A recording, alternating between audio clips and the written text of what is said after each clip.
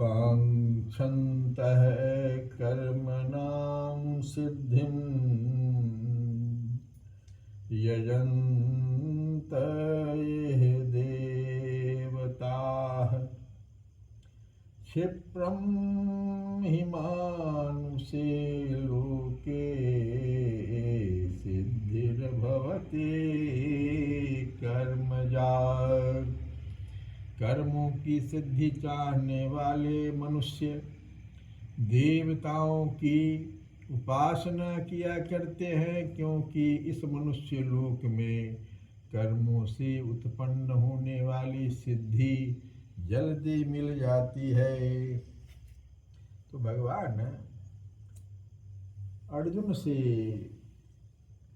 क्या कहना चाह रहे हैं, कल भी इसको हम लोग सुने। दो प्रकार के सुख जो है उपनिषदों में वर्णन आया है कि दो प्रकार के ही सुख होते हैं। एक सुख जो है उसको श्रेय सुख कहते हैं। ये श्रेय सुख क्या है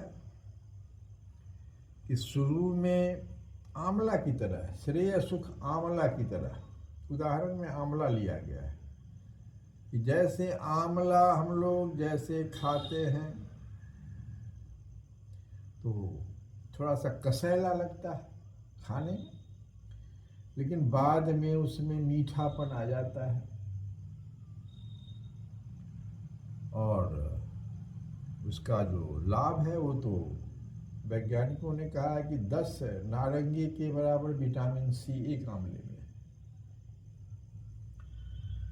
तो श्रेय सुख क्या हुआ, जिस सुख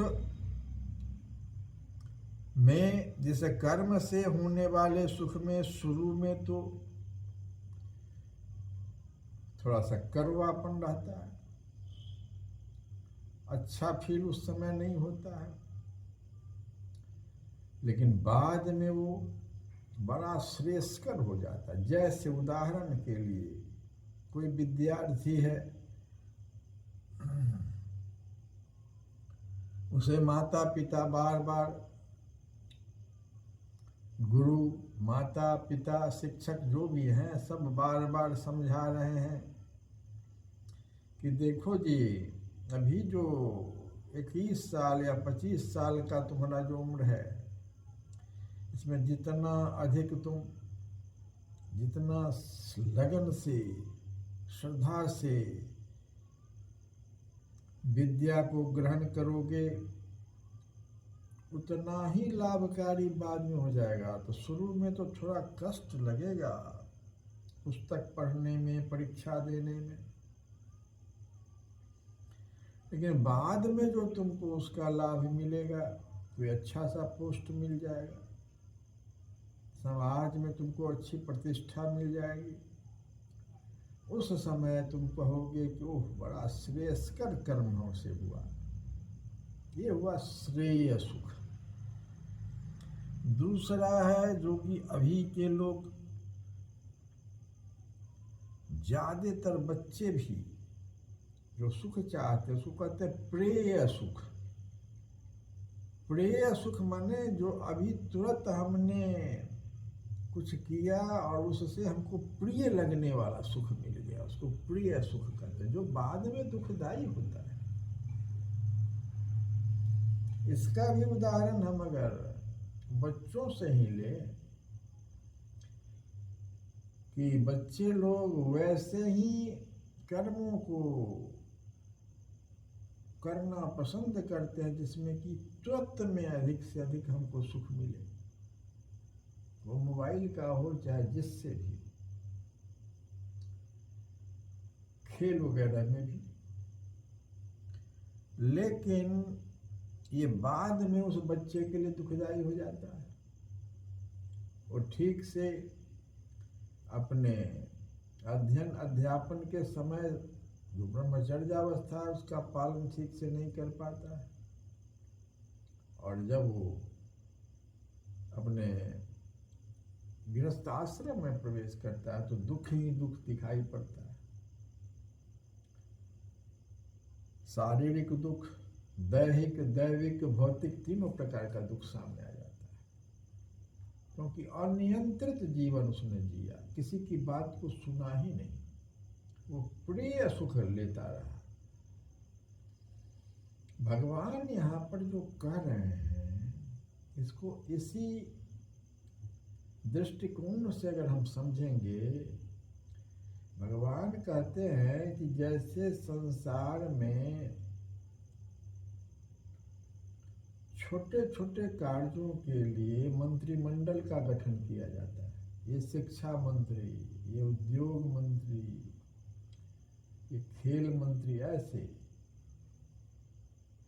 ऐसे ही भगवान भी अपने सारे कार्यक्रमों को करने के लिए जो लोक, तीनों लोक है जहाँ पर कि मनुष्य या और भी जो हैं, तो देवताओं को नियुक्त कर दिया है। लेकिन इन लोगों का प्रभाव जो है बदलता रहता है, जैसे मंत्रिमंडल बदल जाता है कुछ ही दिनों के बाद, वैसे ही देवता लोग भी बदल जाते हैं। अग्नि के स्वामी अग्निदेव, वायु के स्वामी वायुदेव, स्वर्ग का स्वामी इंद्रदेव, सब अस्थायी है। और जो ये सांसारिक लोग, जिसकी अभी प्रिय सुख पाने वाले लोग, जो जल्दी से जल्दी सुख पाना चाहते हैं, तो इन देवताओं के शरण में जाते हैं, जबकि वो भगवान के द्वारा नियुक्त है, वो भी शक्ति भगवान से प्राप्त कर रहा है। लेकिन लोग जो है अंधा होकर के, ज्ञान शून्य होकर के, और प्रिय सुख प्राप्त करने के लिए अभी तुरंत हमको सुख चाहिए, क्या करता है, देवताओं को पूजने लग जाता है। कल हम बताए थे कि देवता लोग जो होते हैं दुकानदार की तरह है। दुकानदार के पास पैसा ले जाइए, वो आपके भलाई की बात नहीं सोचेगा, वो सामान दे देगा। ठीक ऐसे ही देवता लोग आपकी भलाई नहीं, आपने कुछ मांगा वो दे दिया। दिया कहाँ से? तो भगवान से प्राप्त शक्ति से, क्योंकि उसका अधिकारी वो बना हुआ। जैसे कोई मान लो इंद्र है, इंद्र की कथा में है, जब इंद्र स्वयं प्रिय सुख मांग लिए भगवान से, एक कथा है उपनिषद में आया है कि देवराज इंद्र को एक बार भगवान जो है दर्शन दिए और कहे कि तुम, भगवान जब किसी को दर्शन देते हैं तो उसकी बुद्धि की परीक्षा लेते हैं। कहे कि तुमको जो मांगना है आज मांग लो, हम प्रसन्न हैं तुम। तो देवराज इंद्र भगवान से कहता है कि आप जो हम मांगेंगे वो दे दीजिएगा। तो हाँ जी, हम तो इसलिए आए हैं तुम्हारे पास, तुम्हारे कार्यों से हम प्रसन्न हैं। तो क्या मांग लिया उसने? वो कहा कि हमारी जो इंद्राणी है उससे कई हजार ज्यादा सुंदर कोई रूपवती स्त्री हमको। भगवान कही क्या कर तुम मांग रहे हो, शोभा नहीं दे रहा है, इंद्राणी तो है। तो नहीं, उससे 1000 गुना। माने यहाँ अर्थ निकल रहा है कि जैसे हम लोग काम, क्रोध, लोभ, मोह, मद, मत्सर, ये माया के चंगुल में फंसे हुए हैं 6 दोष के साथ, ऐसे ही देवता लोग भी इन 6 दोष से मुक्त नहीं है। देखो देवराज इंद्र कामी होकर के मांग लिया भगवान से, काम सुख मांग रहा है। और जब भगवान कहे कि ठीक है जाओ, देखो उधर दाहिने तरफ नजर करो, हजारों उससे इंद्राणी से सुंदर सुंदर स्त्रियां, जो चुन लो उसमें से। तो उर्वशी को चुन लिया उसने, और ले करके जब गुरु के पास इंद्र आया, अपनी अपना जो अचीवमेंट इसको कहते हैं, ये आज देखिए गुरुजी, हम तो भगवान से मिले और भगवान से एक बहुत बड़ा वरदान। तो क्या मांग लिया तुमने? तो देखिए ये जो मांगे हैं, अरे क्या तुमने कर लिया? माथा ठोक लिए बृहस्पति, क्या किया तुमने? यही कामी बन गए तुम फिर। जो ये क्षणिक है ये टिकेगा नहीं। अभी तक तुम क्या किया? आज तक तो यही कर रहे थे, भगवान आए तुम क्या कर लिया? मौका गंवा दिया। ठीक यही हालत है अभी। जब देवता जिनके पास तुम जाते हो मांगने के लिए, उनकी तो ये हालत है कि माया से वो मुक्त नहीं है। काम क्रोध लोभ मोह मद मत्सर उनके पास भी है, आप क्या मांगने उनसे जा रहे हैं। तो भगवान इसलिए सावधान कर रहे हैं यहाँ पर इस श्लोक में कि कांक्षन्तः कर्मणाम सिद्धिम, जल्दी से अपने कर्म का सिद्धि मतलब कि फल चाह रहे, प्रिय सुख चाह रहे, कामना कर लेते हैं। यजन्तः इह देवता, इसलिए वो जल्दी से देवता के पास चले जाते। ऐसा करने से भगवान कहते हैं कि उसका कोई वो मोक्ष की तरफ नहीं आता, वो मेरे तरफ तो नहीं आ रहा है, वो और जन्म और मृत्यु के चक्र में फंसता जा रहा है, माया के जंगल में फंस रहा है। ये सावधान कहते हैं, भगवान सावधान कर रहे हैं। और हम लोग तुलसी बाबा के भी भाव को कल सुने थे कि जो तुम त्यागो राम, जो तुम त्यागो राम, हे राम जी यदि आप मुझे त्याग भी देंगे हो तो नहीं त्यागू, तो भी मैं आपको नहीं छोड़ूंगा। ये होना चाहिए, भगवान को नहीं छोड़ना है, इन देवताओं के चक्र में नहीं पड़ना। जो तुम त्यागो राम, हो तो नहीं त्यागो परिहरि पाए, परिहरि पाए, परिहरि पाए। आप क्योंकि आपके चरणों को छोड़कर परिहरि पाए, पाए मतलब चरण, काहि अनुराग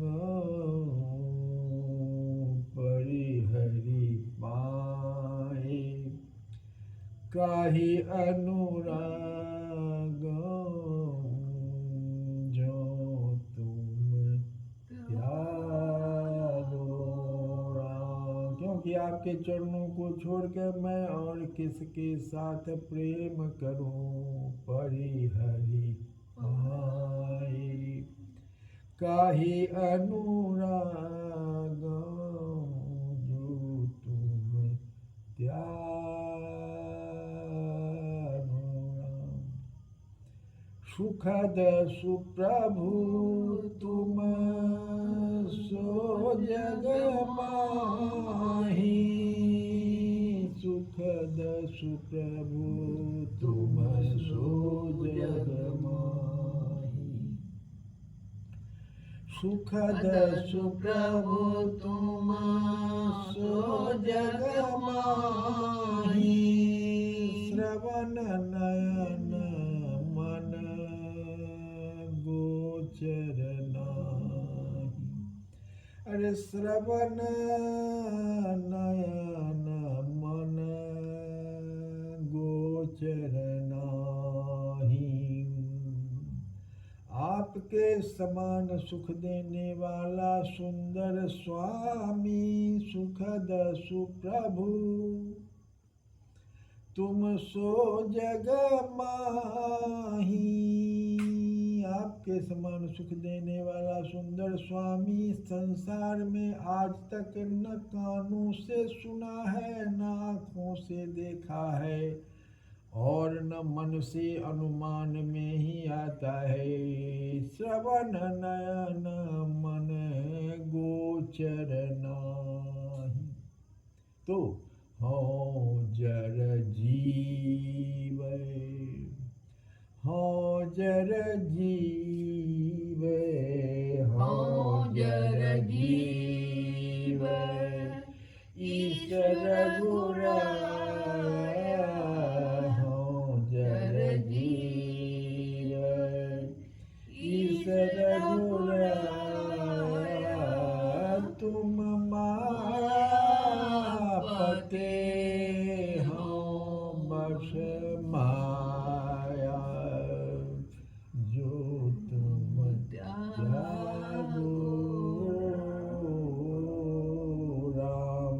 हे रघुनाथ जी, मैं जड़ जीव हूँ जड़ जीव हूँ, मैं हूँ जहाँ लगा तो मैं जड़ जीव हूँ और आप ईश्वर हैं ईश्वर रघुराया हो जड़ जीव ईश्वर रघुराया।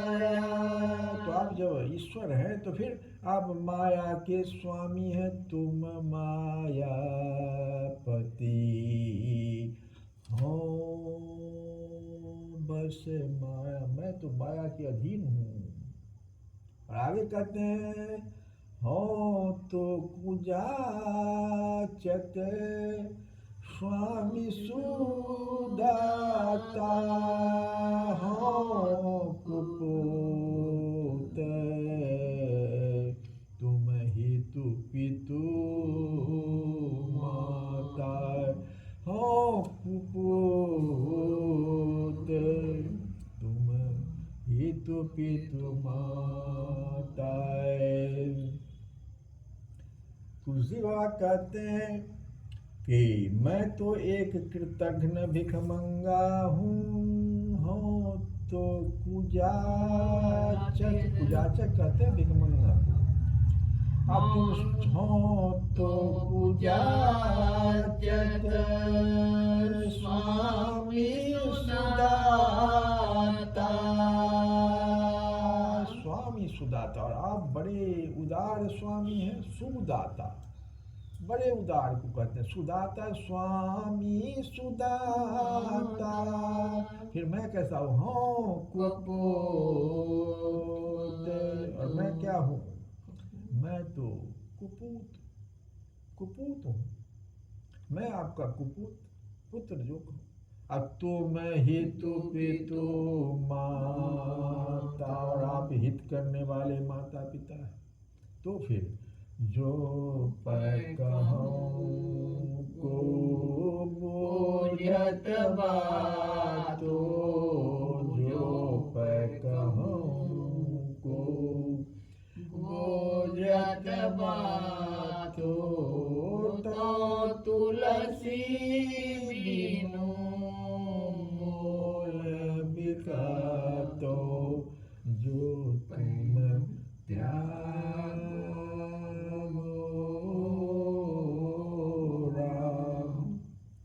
यदि कहीं कोई भी मेरी बात पूछता है तो यह तुलसीदास बिना ही मोल उसके हाथ बिक जाता, परंतु आपके सिवा मुझ सरीखे नीच को कौन रखता है, तब मैं आपको कभी नहीं छोड़ूंगा। श्री कृष्ण गोविंद हरे मुरारे नाथ नारायण।